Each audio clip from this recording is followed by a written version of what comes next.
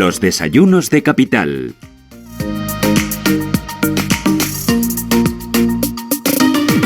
Y 10 minutos de la mañana, esto es Radio Intereconomía y abrimos a partir de las 11:30 nuestro Digital Business. Hoy vamos a hablar con Estela Luna, CEO de Pentacoar Consulting. Vamos a presentarles a Singular Cover, una startup ganadora de FinTech e Insurtech en el South Summit 2020, y vamos a tener por aquí la presencia de Andrés Dulanto, compañero, periodista. Él está especializado en todo el mundo emprendedor y nos va a traer a una compañía, y a Álvaro Sánchez, él es CEO de Acengy.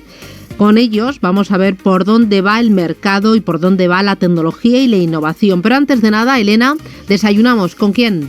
Pues fíjate que este 2020, Susana, ha sido un año especialmente complicado para el sector de las infraestructuras en nuestro país, tras ese parón del estado de alarma, sobre todo en esa primera mitad del año. Y hoy precisamente hablamos con un grupo de infraestructuras que ha aumentado un 30% su cartera de obra en curso hasta situarla en los 350 millones de euros para este año. Se trata de Lantania y hablamos ya con su presidente, Federico Ávila. Federico, bienvenido, buenos días.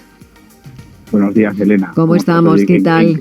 Encantado de hablar contigo en esta mañana londinense. Londinense que tenemos aquí en Madrid, es verdad, una mañana cubierta que cubre de nieve precisamente a la capital, y esto anuncia ya la llegada casi de la Navidad, Federico. Así es.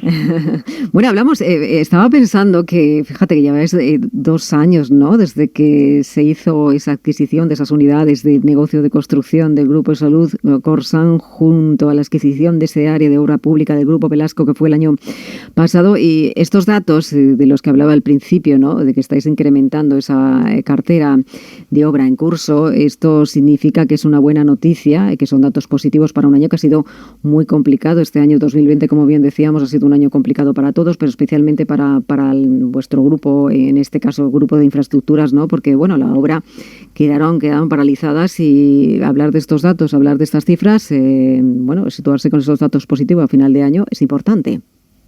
Sí, sin duda, Elena. Yo creo que sí. Si por algo va a quedar marcado el año 2020, pues por la pandemia del COVID-19 y por el impacto que las medidas que los distintos gobiernos han tenido que adoptar, pues el impacto que estas medidas han tenido en la economía en general y en las empresas en particular. Uh-huh. Entonces es cierto, como comentabas antes, pues oye, aunque los efectos yo creo que son más visibles en otros sectores, pues el sector del turismo, la hostelería, el retail, el sector de la construcción no ha quedado para nada al margen y también se ha visto seriamente afectado. Uh-huh. Un sector, Elena, no olvidemos que lleva en crisis, esto sí que me gustaría destacarlo, que llevamos en crisis desde el año 2008. O sea, la crisis anterior golpeó, yo creo, con especial virulencia al sector de las infraestructuras. Y como ejemplo, pues yo creo que es importante aquí recurrir a los datos, ¿no? Para entender la magnitud de esta situación. Por la licitación de obra pública, por ejemplo, en el año 2006, pues alcanzó la licitación de obra pública en España alcanzó el máximo de 47.200 millones de euros, y de esta cifra cayó en un periodo de 6 años a los 7.400 millones del 2012, ¿no? A partir de ahí, estos son datos de la Confederación Nacional de Construcción, ¿no? A partir de ahí se ha venido recuperando de manera muy lenta hasta alcanzar los 18.500 millones de euros del año pasado, ¿no? Todavía muy lejos de lo que fue, digamos, el periodo expansivo de la economía española, pero es justo en ese contexto, un contexto en el que parecía que se empezaba a vislumbrar un poco la salida de la crisis, cuando la pandemia golpea a nuestro país, y que la gravedad de la situación obliga a adoptar medidas con notables consecuencias en la actividad económica. Yo creo que la más significativa fue el Real Decreto del 10/2020 de paralización de toda la actividad considerada esencial, ¿no? Que nos estuvo paralizados durante 2 semanas. Sí, como bien decías, nos situamos en esos 18.500 millones de euros en obra, ¿no?, para los últimos datos que teníamos, pero no sé si esa primera mitad del año ha sido más complicada, Federico. Cuando tú bien dices que se decreta, ¿no?, ese estado de alarma el 14 de marzo, claro, ¿qué piensa el presidente de Lantania, ¿no?, de este grupo de infraestructuras, cuando ocurre esto? Bueno, pues ya te puedes imaginar, ¿no? Pues yo, como todas las empresas, pues en aquel momento tuvimos que adoptar medidas y cambiar nuestra forma de trabajo para adaptarla a esta nueva situación, ¿no? Uh-huh. Afortunadamente, en el caso del Grupo Lantania, pues la crisis, dentro de lo posible, nos cogió una relativamente buena situación, con una buena posición de liquidez, cartera de proyectos, y con, yo creo, un tema muy relevante, ¿no? que al final no se ve hasta que realmente te enfrentas a una crisis de este tipo, que fue pues con las herramientas adecuadas para el trabajo en remoto, con toda la información a nube, etcétera, ¿no? Y todo ello pues nos permitió abordar la crisis de una manera razonable, ¿no? Y mantener el presupuesto que nos habíamos marcado para este ejercicio, ¿no? Pues lo que hicimos en aquel momento, que es una de las ventajas también de una compañía del tamaño como la nuestra, pudimos reaccionar de una manera muy rápida y poner en marcha un plan de actuación. El 10 de marzo, yo siempre resalto esto, ¿no? El 10 de marzo, que fue 4 días antes del Real Decreto 423/2020, de la declaración de estado de alarma. Es decir, nosotros ya cuatro días antes ya adoptamos estas medidas, y estas medidas básicamente, Elena, para nosotros se basaban en unos 10 ejes de actuación.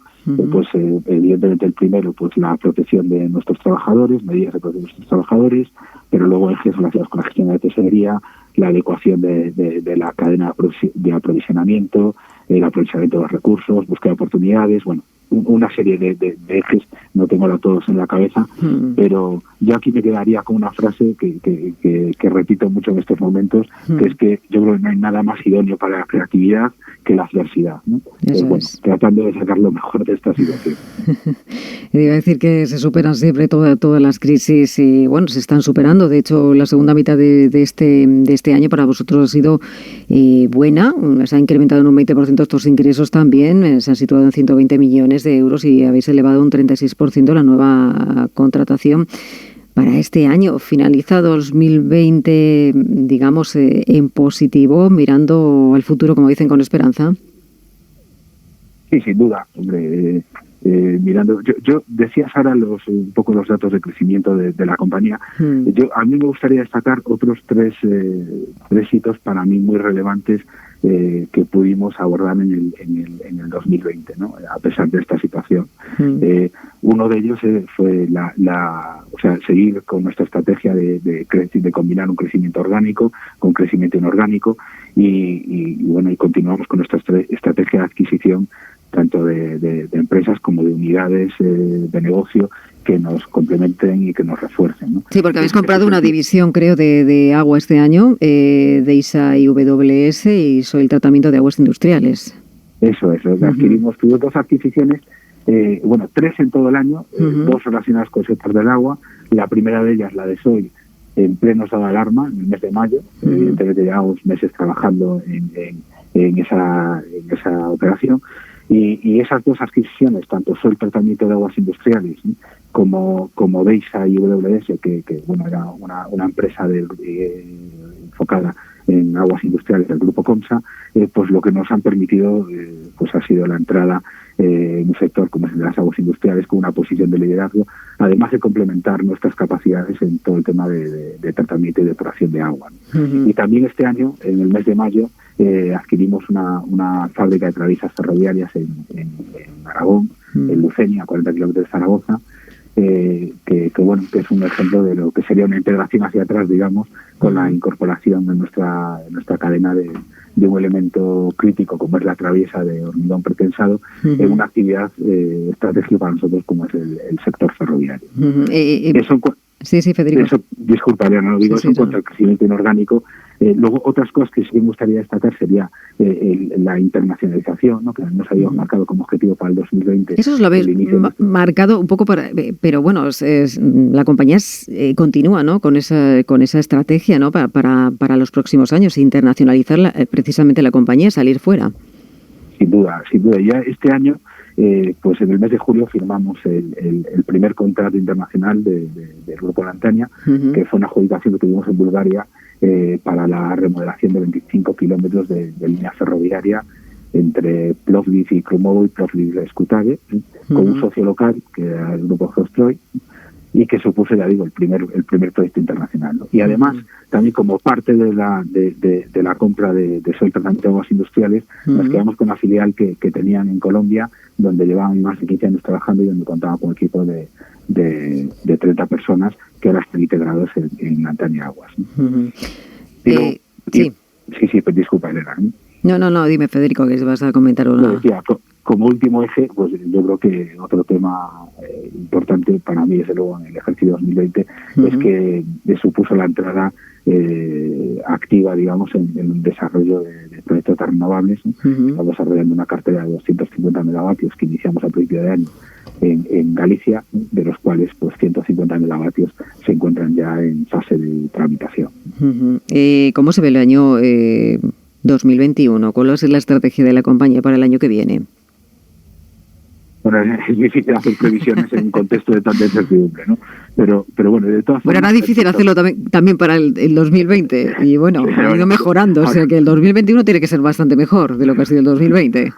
Bueno, confiamos en ello, ¿no? Nuestra revisión es continuar esta senda de crecimiento en la que hemos tenido estos últimos 3 años, ¿no? Pero dependerá mucho también de la evolución de la demanda, ¿no? Y en este sentido, yo creo que la reciente aprobación de los fondos Next Generation y del plan REACT-EU por parte de la Unión Europea, yo creo que ha supuesto, o esperemos que suponga, una bocanada de aire fresco para el sector, ¿no? Y yo creo que indica el camino a seguir para la reactivación de la economía y del empleo, ¿no? La inversión en infraestructuras ha demostrado históricamente ser un excelente mecanismo, ¿no? Para la reactivación de la economía y del empleo. Y solo por aportar un dato, los recientes estudios del Fondo Monetario Internacional indican que un incremento de la inversión en infraestructuras de 1 punto del PIB se traduce ese mismo año en un crecimiento del 0,4% y alcanza el 1,5% acumulado en los 4 años siguientes, ¿no? Incluso pudiendo doblarse estas cifras en fases de bajo crecimiento como la situación actual. Yo creo que por todo ello, para la respuesta económica a la crisis y para la recuperación en general, es clave que contemos con una industria de ingeniería y de construcción, una industria nacional sana y productiva. Y aunque yo creo que todos somos conscientes que hay compañías atravesando serias dificultades, yo creo que es el momento para cometer ciertos cambios y salir de esta situación con un sector pues más fuerte y revitalizado. Pues como bien dices, Federico, de las crisis siempre se sale reforzado y es el mensaje que tenemos que tener todos. Federico Ávila, presidente de Landania, muchísimas gracias por acercarnos estos desayunos esta mañana. Gracias. Gracias. Un abrazo. Un placer. Un abrazo. Hasta luego.